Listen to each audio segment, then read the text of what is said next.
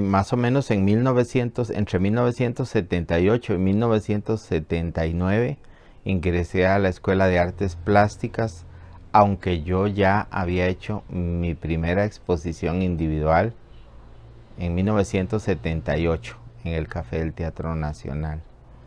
Después consideré que sería una buena idea estudiar artes plásticas, que es algo que siempre me había gustado. Digamos, el ambiente para esas fechas era muy diferente a lo que es ahora.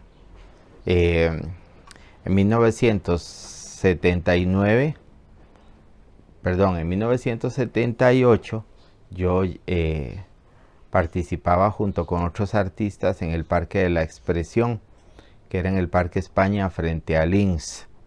Y fue allí donde Graciela Moreno, por aquella época directora del Teatro Nacional, y que le habían gustado mucho mis trabajos, de hecho había adquirido unos, me invitó a exponer en el Café del Teatro Nacional.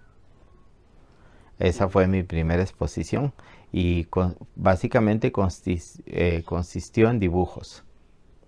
Dibujos a lápiz, que era lo que yo hacía, y después de la muestra, que fue un relativo éxito, yo siempre bromeo porque digo que si no hubiera vendido nada, a lo mejor no me hubiera metido en el ambiente artístico y no hubiera sufrido tanto. La verdad es que yo, ahora que hay tanto discurso teórico sobre el arte y sus motivaciones, estaba muy joven, andaba por los 26 años y básicamente las obras considero yo que fueron una especie de catarsis, porque la mayoría estaban relacionados de alguna manera con mi vida, la presencia de la religión, la represión erótica, que por esa época, siendo mi familia muy religiosa, entonces uno sentía esa contradicción entre lo que le habían inculcado y lo que era la vida ya en la realidad. Por eso es que la mayoría de las obras tienen una temática alrededor de esos temas. Tengo que decir que el tipo de obra era muy figurativo. Digamos que yo había estado en la casa del artista después de que salí de la escuela. Estamos hablando de 1966 y yo tenía la cierta certeza de que que tenía habilidad para el dibujo. Por eso fue que continué por esa línea. En la casa del artista estuve relativamente poco, pero luego, cuando empecé a trabajar en publicidad, en esa época las computadoras no existían, todo lo hacíamos a mano y entré en la publicidad para poder ilustrar. Fue un poco frustrante porque fue lo menos que hice. Montaba textos, ampliaba fotografías, mandaba a tramar. En esa época tramábamos por fotomecánica, pero empecé de noche a dibujar, fines de semana también. Entonces por ahí empezó mi relación con el dibujo. Es un dibujo que no podía ser académico, puesto que fue a posteriori que yo entré a la Universidad de Costa Rica, a la Escuela de Artes Plásticas. Viendo yo ahora las corrientes contemporáneas, ¿cómo se dice? El desarrollo conceptual, la relación historia, contexto, obra, viendo los performances, las instalaciones, la video instalación. A pesar de todo eso, siempre he creído que habemos una porción de artistas no podemos tener un lápiz en la mano o cualquier cosa que haga una raya, lo que sea, porque la formación mía en lo personal es fuertemente del dibujo a lo largo de mi vida. Prueba de ello es que para esos años yo admiraba mucho a Goya, a Rembrandt, posteriormente a Cuevas y a otros artistas que no me vienen a la mente en este momento, cuyo fuerte, bueno, podríamos hablar de Durero. Entonces, a estas alturas y rodeado de tantas corrientes contemporáneas, Cuando nadie me ve y cuando alguien me ve, sigo dibujando. En el 78 entré a la escuela y estuve 2 años, 3 años y medio más o menos. Entonces, estando en la escuela, fui alumno de Juan Luis en la clase de grabado en metal. Curiosamente, eh, vino un francés amigo de Juan Luis, Claude Ward, que dio un curso, y la verdad es que la estilografía no, en ese momento no me llamó. Fue a posteriori que hablando con Rolando Galita, porque Galita me gustaban mucho sus grabados y empecé a preguntarle cómo los hacía. Él me explicó y prácticamente sin nada a la vista me fui y me hice mis primeros grabados. Uní mi gusto por el dibujo con, eh, con el gusto por la madera que traía de mi abuelo, que era escultor de imaginería religiosa. Y haber hecho los primeros cortes en pochote fue amor a primera vista. De Juan Luis Rodríguez aprendí actitud como artista. O sea, siempre nos molestaba que no fuéramos pulperos con nuestra obra. Y nosotros decíamos así muy bonito porque él es profe y le pagan. Pero sí aprendí a no eh, admirar o seguir artistas muy comerciales. De Juan Luis oí hablar de la obra que presentó en la Bienal de Venecia. De Juan también escuché hablar de Stanley Hayter y las cosas que aprendí de grabado también fue muy fuerte para mí. En esos tiempos hasta ahí quedó el asunto. Después de que yo hice mi primer grabado en madera, seguía haciéndolo. Prueba de ello es que cuando fui a México, años después, ya a estudiar técnicas de grabado, entonces ahí seguía haciendo grabado, independientemente que estaba estudiando grabado en metal y litografía. Bueno, hay que aclarar que gracias a la amistad que tenía con el agregado cultural de la Embajada de México, me ofreció una beca que la solían dar 6 meses, a mí me la dieron por un año y estuve en la Academia San Carlos de la UNAM. Es muy curioso porque la academia está en un lugar como si estuviera por el mercado Borbón, lleno de ventas callejeras, y lo mismo que aquí cuando llegaba la policía todos alzaban sus cosas y se desaparecían. Bueno, la Academia San Carlos, famosa porque ahí estudió Diego Rivera, pude conocer muchos latinoamericanos que estaban en la misma condición con beca. Pude estudiar litografía, grabado en metal y estilografía. Lo único es que el grabado en madera en México se hace diferente. Ellos trabajan en triply, esto quiere decir plywood para nosotros, y imprimen con la máquina. Yo ya había hecho mis primeras estilografías y lo hacía como lo hacía don Paco, con cuchara, a mano y usando papeles delgados de origen oriental, para no decir japonés o chino. Y prueba de ello es que en las vacaciones vine aquí, vacaciones de medio año, me llevé madera de pochote y compré unas gubias allá y hice unas silografías como se hacía aquí en Costa Rica. Fue una gran experiencia para mí. Vivir en México un año me abrió mucho los ojos. Para mí, en América Latina, es el país ideal para el grabado, por su relación, por su desarrollo histórico, por los grabadores del pasado, como Meléndez, se me olvida, ¿cómo se llama? Como Posada. Entonces, el ambiente es muy fuerte y hay público y coleccionistas para el grabado, se hace ex libris y definitivamente, de cierta manera, México es América Latina para mí, porque estábamos todos los latinoamericanos metidos ahí. Los mexicanos son muy receptivos, entonces nos sentimos bien. Bueno, Parece como un sacrilegio hablar ahora de cuestiones artesanales. De hecho, muchos artistas arrugan la cara con el asunto de lo artesanal. En lo personal, siento el grabado y por eso lo hago. Me gusta la parte artesanal, me gusta la parte conceptual. Estoy un poco fijado en el grabado alemán del siglo XIV, XV.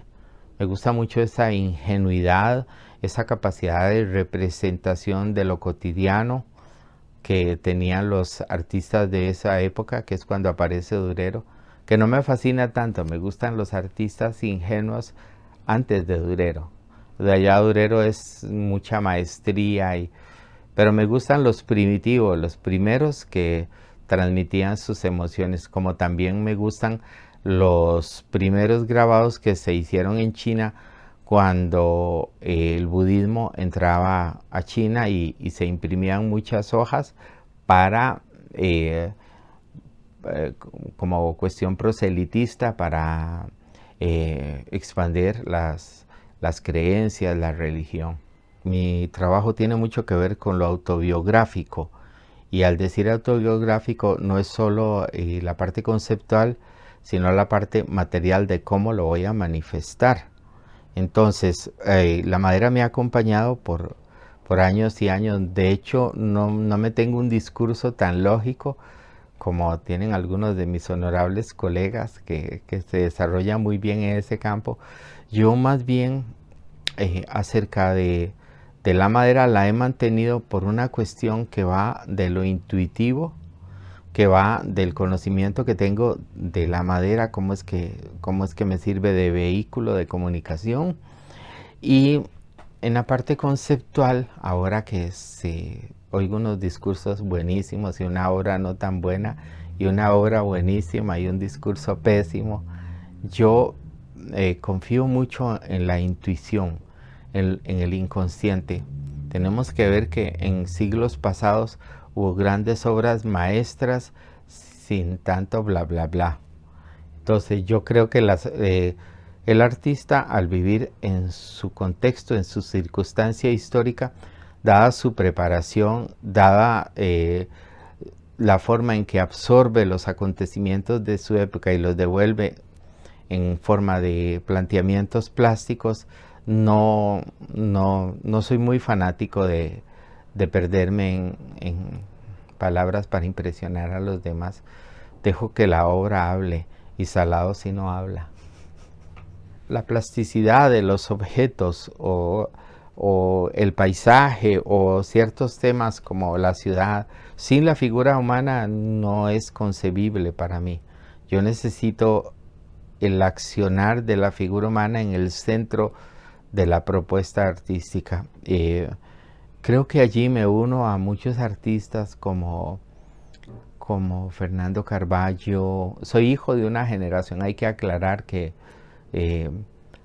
yo estoy muy activo en principios de los 80 y en los 90, y vengo de esa relación que teníamos Luis Fernando Quiroz, Fernando Carballo, Fernando Castro, Otto Apuy, y entonces todos trabajamos mucho sobre una figuración.